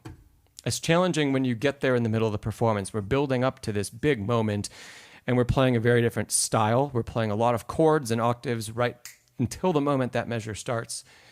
And then we have to play this fleeting cadenza-like figure and be extremely nimble. Yeah. And he said in his final recital, I don't know exactly what happened, but to quote him, he said, it didn't go as well as he wanted it to. So yeah, I asked him for tips to play that, and he said, no matter how much you practice that measure, you're always going to need to practice it. It's just that hard. It's kind of like Chopin etudes, except the etude is an entire piece, whereas this is just one measure in a Liszt piece. It's just so hard, you're always going to need to practice it. And if we take that and we apply that just in general, we can say that measure is like 1% of the entire piece. But it's going to take time every day and probably a chunk of time. 5 minutes, might be 5 minutes of an hour, 10 minutes of 2 hours. But because it's such a small number of measures, it's just one measure, right? It ends up being an inordinate amount of time, or that it doesn't balance, right? We spend far more time on that measure than we'll spend probably on any other measure of the piece. And that is true of almost all repertoire.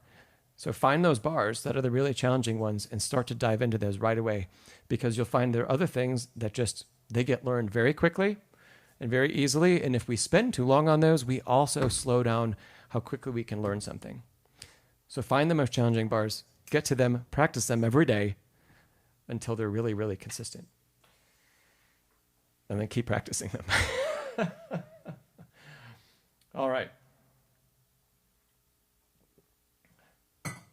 By the way, everything that everybody else said, really great stuff. So you're all learning really, really well.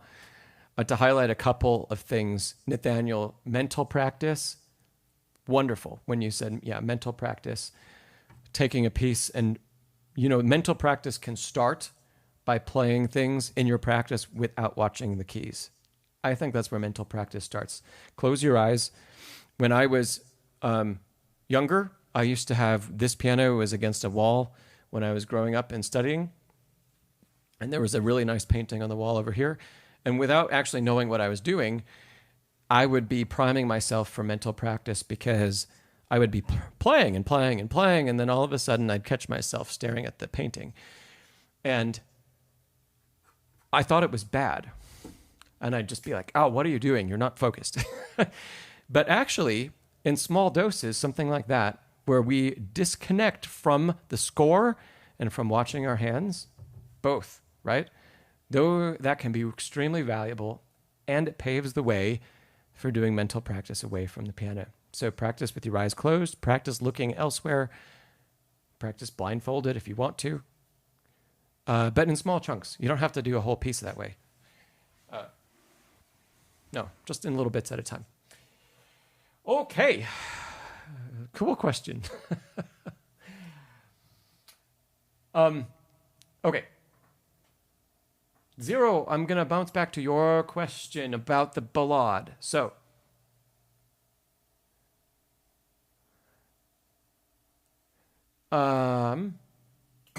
you're saying something about balance between the two hands,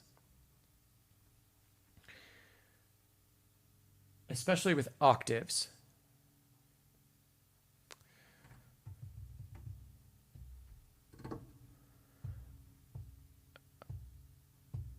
Can you be can you be a little more precise with the particular measures we're talking about? 1, 2, 3, 5, 6, 7. Because if you mean page 8, we might have different scores.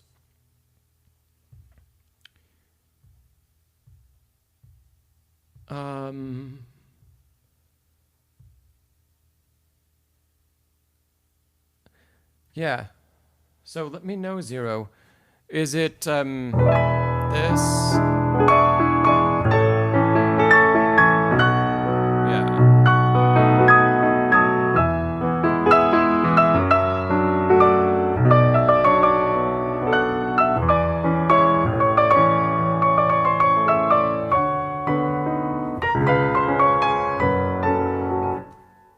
Measure 8. Measure 8 early in the piece. Okay, we can talk about that. Yeah. There aren't any I don't think there are any octaves in measure 8, but maybe you mean something else.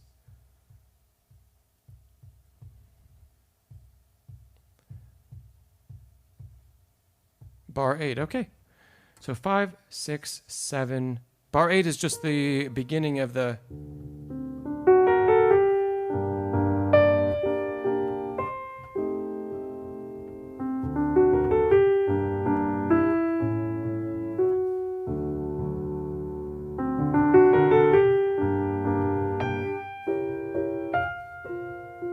So is that the spot, Zero? Yeah. No, you said yes, the fast movement with chords. Okay, maybe that's the spot. Is it what I just played?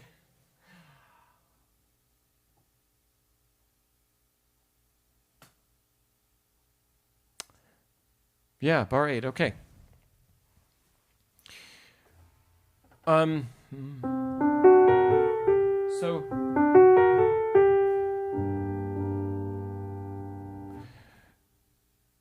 So you say you're having trouble with balance.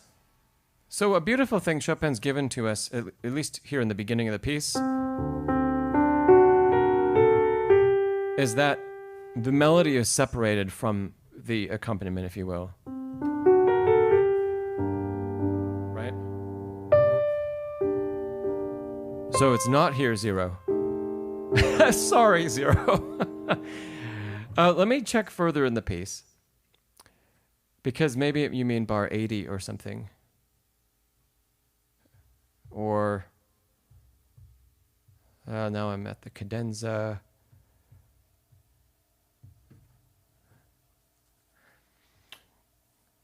So you must mean back here then. The first thing that I played. Because here I can definitely see a problem with balance and the fact that we have octaves all over the right hand. And then here's definitely octaves.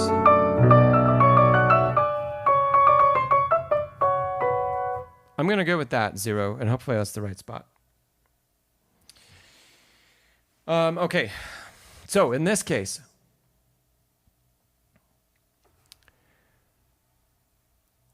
Zero, how are you practicing? How are you practicing the right hand, especially the octaves? What is the articulation that you're using? So call that into question.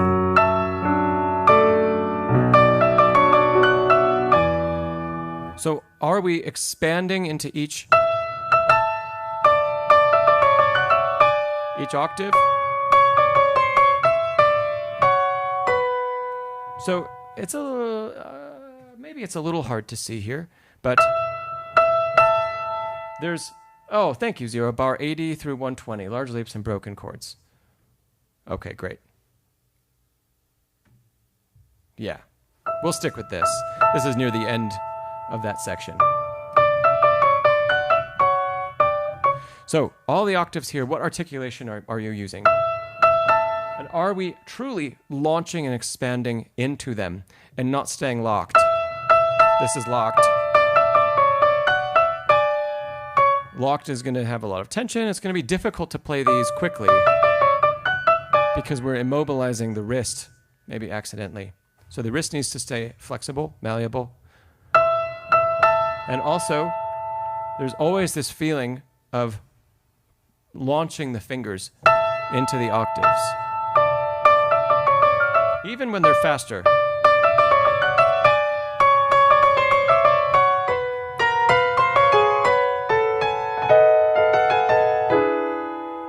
Yep. So that's easy-ish to feel when we just have an octave like that. So 0, you said you're doing them separately and then together. Focus on the efficiency of attack of these octaves and making sure that your wrist is not locking up in an attempt to like keep your hand in the same shape as you play all of them. We don't want that to happen. We don't want the fingers locked, and we definitely don't want the wrist locked. Yep, everything needs to stay flexible, fluid.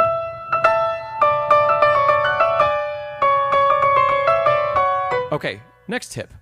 Try to feel program spots that are beginnings. And that doesn't just have to be the beginnings of phrases.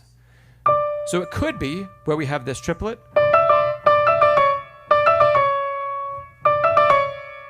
Program that as a group or like a chunk so that we are building in our practice a place where we drop in and a place where we release, and exaggerate both of those.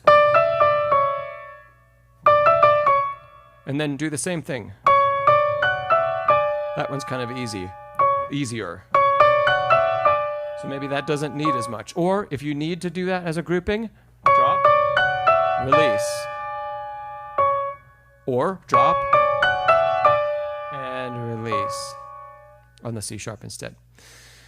So program these spots where we can feel an impulse that begins a statement. It's not necessarily a whole phrase. It could be a part of a phrase, but an impulse to start, and then we're trying to program one gesture, not 4 in that case. It's not 4 octaves. It's one drop with a release, which is really just one movement that happens to have 4 octaves in it, but we want to feel down, up, down, up, and then over time, give yourself plenty of time to practice it. This should start a little bit like playing basketball, a little bit like the bouncing, yeah, except not on every note. So the bounce, the bottom of the bounce is all 3 pitches and then release. In other words, after the first impulse, the next 2 notes are truly just byproducts of that. And if we can practice that and we can feel that, it might not right away have that intensity of articulation that you want, but that's okay. That will come later and it'll come with time. We're not going to have the intensity of the fortissimo.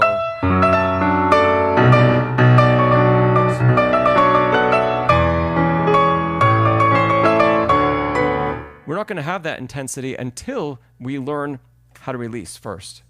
So we have to get that. So be okay with it being a little more mellow. And again. Yeah. And play it as relaxed as you possibly can. Oh, thanks so much, OCD King. So when we can do that, we're focusing on the octaves in the right hand. Truly, that's much more difficult than what's going on the left. The left is bouncing around a lot. Sure.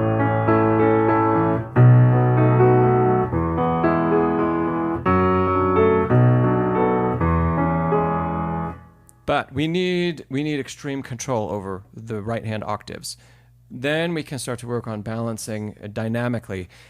And if we've got that sense of launching of the fingers, we should be able to play both hands out quite a lot in this particular section. Especially, let's see, I'll show the score for a second here.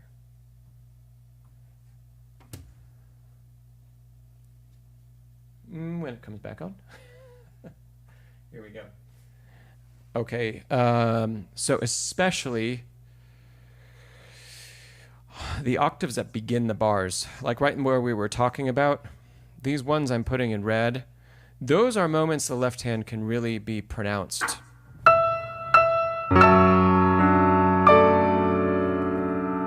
And then the next two that I'll put in yellow, those can very often be less, because if we play everything in the left hand equally, yep, that's just going to turn into a muddy mess, and it's going to be distracting for what we want the focus to be on the octaves.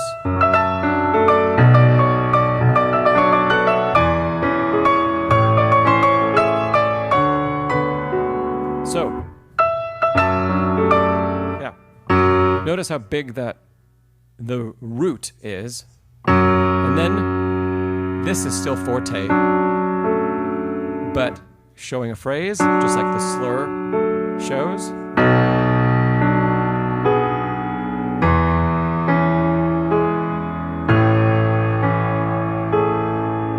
So there's still that shape.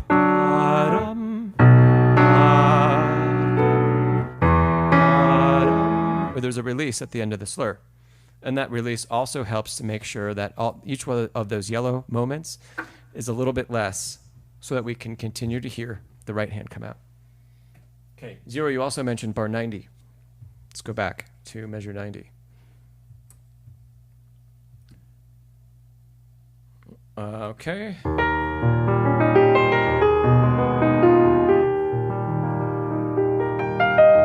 Whoops. Oh, that is right.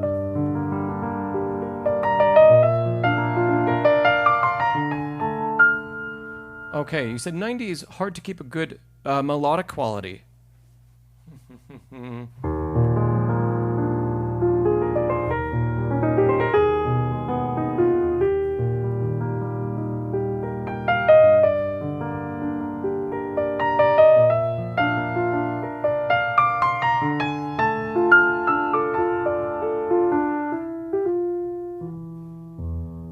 I think the key to the melodic quality in 90 comes from making sure that our left hand is not over-exaggerated or is not too big.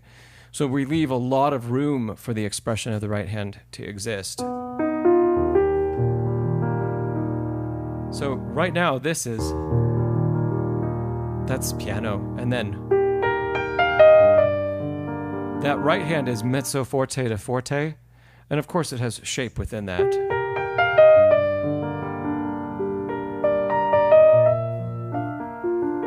Yeah, but we want a really big separation between the overall dynamic of the left, which is going to continue to build because of the style of arpeggiation. That turns into a thick texture, and it turns into a sound that's bigger than the dynamic we're playing every individual pitch. So keep all of those low, and if we really follow the score, it is a little more complicated than that for people that have played this or want to play it. That little accent on the B is actually finishing something. So if I start at the top of the page,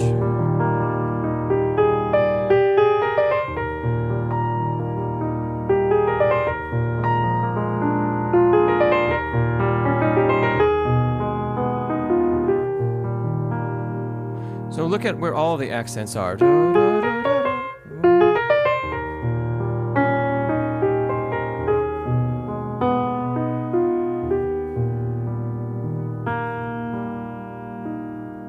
Yeah. You see, 0, when you play it, it sounds too left-hand heavy, maybe. So don't do too much with it yet. So I just showed the counter melody here.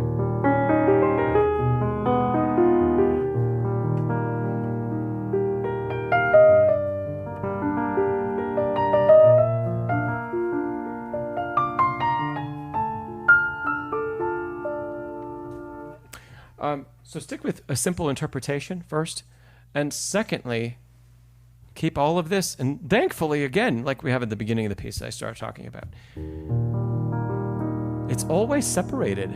Chopin's made this a lot easier than he could have, in that the left hand has the opportunity to lay this texture out. So if you want to practice left hand only, how quietly and introspective can you make all of the pitches and have them all still sound?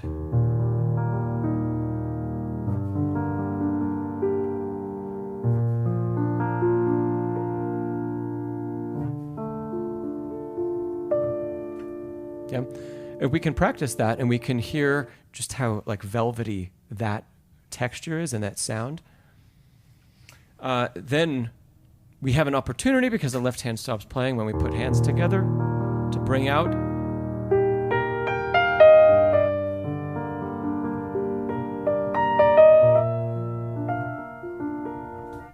yeah. And we don't have to worry about hands together doing these separate things until there. So those are my suggestions there for measure 90, 0. Take advantage of the writing, practice them hands separately, look for the velvety texture in the left hand, and can we move fluidly, easily, without tension, playing those arpeggiated back and forth figures, and every note sounds, but they're all very controlled. And then we give the right hand lots of space to be expressive. And I think that's the key. When you say, your initial question was it's hard to keep a good melodic quality, that's probably because in your attempt to play the melody out over the left hand, maybe it's here dynamically, then the melody becomes aggressive when you're trying to project it above the rest of that texture. So we need to give the melody more space to be expressive. You had another question about maintaining evenness in rapid scales and leaps, like in bar 40. Okay, 0. This is the last one. Thanks, Nancy. Last one, 0 for you. And then they're great questions. But I want to be sure if there are other questions, that I am going to be able to answer them for people before we have to wrap up in a couple minutes. Okay, so bar 40 to 80. Maintain evenness in rapid scales and leaps. So,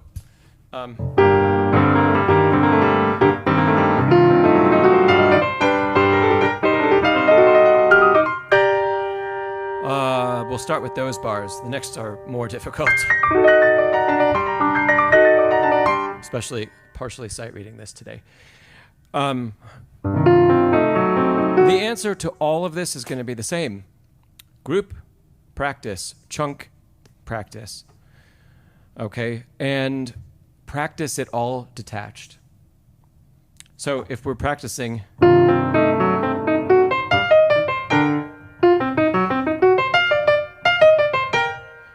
I would spend time practicing that non-legato. And practice it all forte. And then we can build in a shape later. We can build the shape in when we have complete control over every single note, which we don't have at the beginning. So I don't want to program that first under tempo if there's any tension in the playing. So get rid of all the tension. The easiest way to do that is play detached. And be sure that as you're doing this is kind of a semi-arpeggiated figure. Notice how relaxed the hand stays from note to note.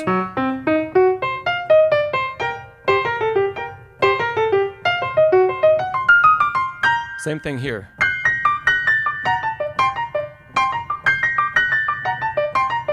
Yeah? So every note, I'm playing it quite fast because I've practiced this in the past, but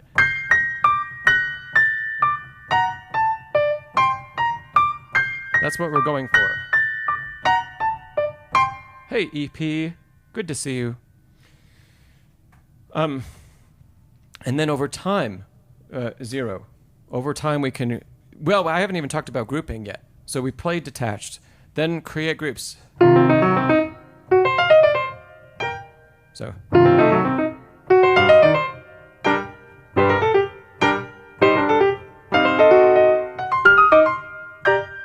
They're doing the same thing. The groupings here are doing the same things that we talked about in the octave passage earlier.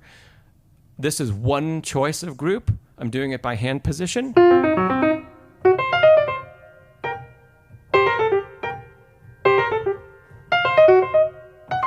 So the groups are not even always the same number of pitches, and it's not always half a bar. Sometimes it depends on the phrase or how the hand is moving.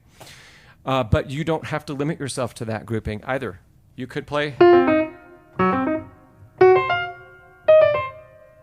You could play that as well. That's a 3-note group instead. Every time, the purpose of grouping in practice is to make sure we build in a point that the hand relaxes, right? The detached practice I just showed you takes that concept down to a note-by-note basis. Every note is a point to relax. Then as we start to build speed and we start to build more of that legato connection, partial legato connection, now, in that case, every 6 notes, I'm practicing a point of relaxation, a point of release. Even if that doesn't happen in the performance, the release isn't really until the entire bar is over. But if I practice the release in the middle of the bar, or the letting go feeling in the middle of the bar, it's my subconscious has this feeling that the body gets that. It's a tiny, tiny, tiny brief moment, but it makes all the difference when we have extended things. It'll be extremely important in there because that figure in the right hand never stops, and it continues and continues and continues.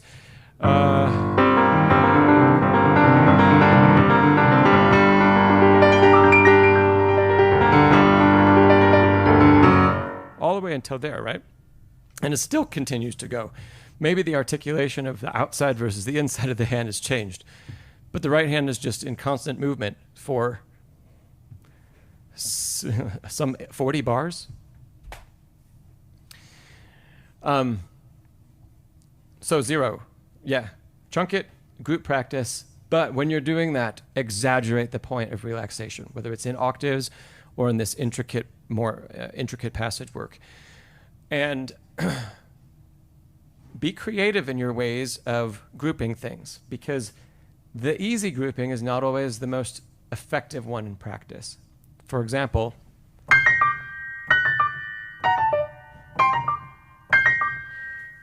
that is the easy one. 0. That's a difficult piece, 0. Have you gotten to the cadenza yet, or the coda?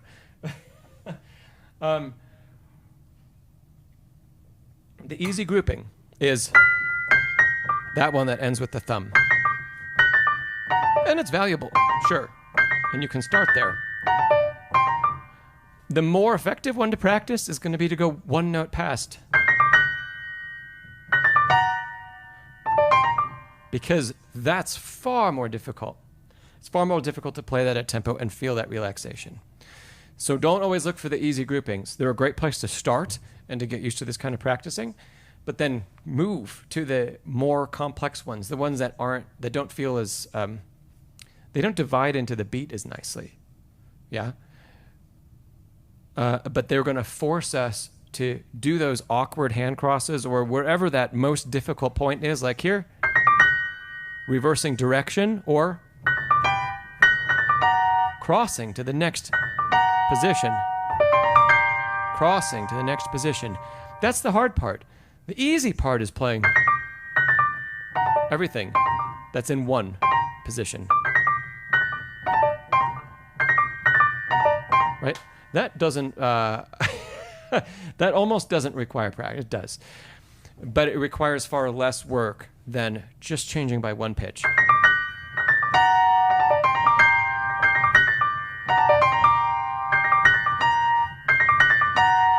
Yep. And of course, when you want to link it all together, take the tempo down. Just practice detached, just like we did before. But more accurately than that.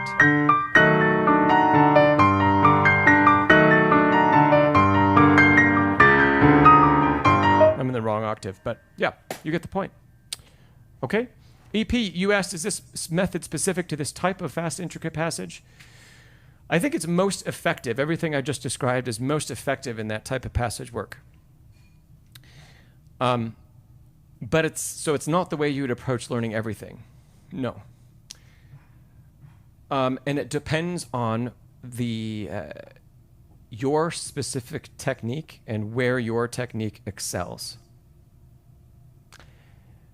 So if we go back to like the first thing I talked about with 0 was the octaves. My technique is really good. It's very solid playing octave passages. So I'm not going to need to spend the same time doing that personally. Students might. Students of mine might. Students wherever you are, right? If octaves are tough for you and you know that already because of other things you've played, or maybe this is a first thing you've played that has a lot of octave passages, you just haven't developed a technique to play that. And maybe it's because of a lot of the list that I've played, but my octaves work really well usually. And so they tend to not need as much practice, and I don't have to go back and do all of the detached work over and over and over again. But that's just because my technique excels at that. My technique does not excel at playing like Mozartian scales. I need to work a lot harder playing a scale passage like in a Mozart piece than I do playing these couple passages we've talked about in the Chopin Ballade. And to a lot of people, it would seem like the Mozart's easier, but it's for me and my hand and just how my technique is, the scale passages require more time. And so my point is that's going to be different for everybody. You might be someone where, and I see that you say you're grade 2 on a good day, but for everybody, you are going to find that your technique excels at certain things and doesn't at others. And so really all of the variety of practice techniques that we can employ, most of the time those are going to get employed for the technique that we're not as good with. And it's going to help us to develop that. And in a lot of pieces, you're going to need to use multiple different styles of playing. So we might have chords and octaves and scalar passages, of course, all in the same piece, especially in something like the Ballade or any of the Ballades. So, EP, well, you say you're not allowed to say you excel at anything. There are still things that you probably find you can do more easily than others. You might not excel at them yet, but they are easier, right? So the things that are easier need less time, and they're going to need less specific finger work and maybe a different approach in practice. Like I said, you might be able to skip some approaches, like grouping and things like that, if something's already kind of easy, and if your hand naturally does what's needed for the passage. I think for me, like part of that goes back to the fact that I have relatively big hands, and Mozart and scalar type work is usually more difficult for people with bigger hands because we have to pull things into a tighter place and a tighter position, and it doesn't feel as comfortable. Whereas people with smaller hands tend to just naturally be able to play Mozartian scales and stuff like that, but they really struggle with octaves and big chords and things. It doesn't hold 100% true, but it's a common division among pianists. Zero, you say, do you think Beethoven's harder than Chopin? Technically, no.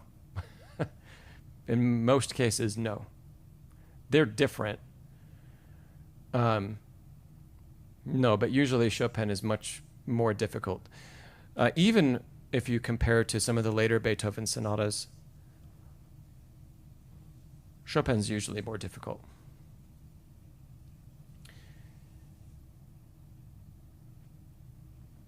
I would also say even interpretively as well. I feel like Beethoven, because of the style of the music and the period, and I actually think that and all the instructions we get from Beethoven on the score. He's given us just a tremendous amount to work with. And there traditionally isn't as big of a range of interpretive possibility that works in Beethoven. And so we don't have to explore such great reaches and great depths to find what is supposed to be said in the music. And in Chopin, sometimes we have to go really, really deep to understand what's being conveyed. Zero, the technique is a little different between Beethoven and Chopin.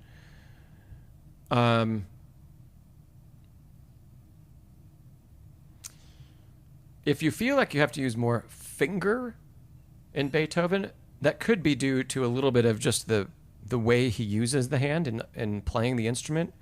It's